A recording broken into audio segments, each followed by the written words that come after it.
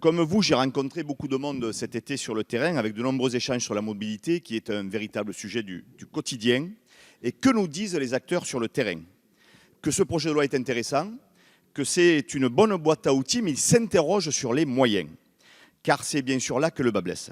Alors bien sûr, vous allez avancer que la première lecture du texte a permis d'inscrire un solde de recettes de TICPE à l'Agence de financement des infrastructures de transport, que les modalités de financement du projet de loi se trouveront dans le projet de loi de finances.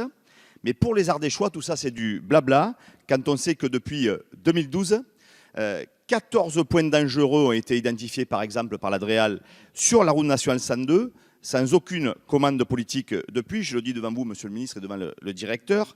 Et je le rappelle une nouvelle fois, c'est la seule route nationale dans un département qui ne compte ni autoroute, ni train de voyageurs.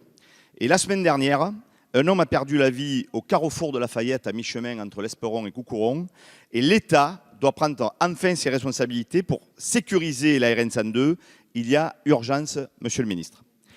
Quant aux autorités locales d'organisation de la mobilité, elles posent une question claire. Quels nouveaux moyens pour organiser une offre de transport partagée, intermodale, dans les zones peu denses? Voilà pourquoi nous continuons à proposer une fraction de TICPE pour financer les nouveaux services de mobilité par les collectivités locales. Je vous invite à l'examiner avec attention, car c'est mieux que d'alimenter sans fin le budget général de l'État. Et c'est une réponse concrète à ceux qui, comme moi, et nous sommes nombreux, regrettent qu'une part si faible des taxes sur les carburants soit affectée à la transition écologique.